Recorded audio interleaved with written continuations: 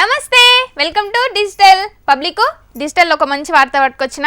ఏంటంటే మనకు మన పండుగలు ఎంత ముఖ్యమో, ఎంత గ్రాండ్గా జరుపుకుంటామో అది మనకు తెలుసు కదల్లా. ఇక అట్లనే ముస్లిమ్స్ కూడా రంజాన్ పండుగను మస్తు గ్రాండ్గా జరుపుకుంటారు. అది అందరికీ తెలిసిందేనాయే. ఈ రంజాన్ మాసంలో ఎక్కువగా వాళ్ళు మాంసాహారానికి ప్రాధాన్యత ఇస్తారుల్లా.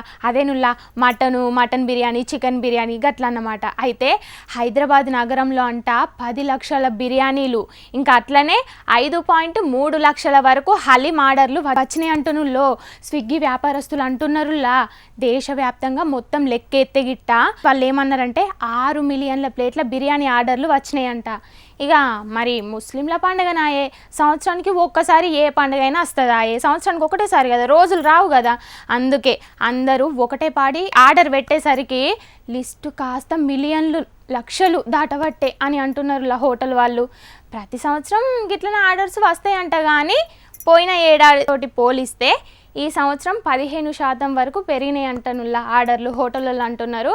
అయితే హైదరాబాద్, కోల్కతా, లక్నో, భోపాల్, మీరట్ ఈ నగరాల్లో కొనుగోళ్లను పరిశీలించగా ఇఫ్తార్ ఆర్డర్లు 34% పెరిగినాయని అన్నారుల్లా వ్యాపారులు. గిట్లుందుల్లా గముచ్చట.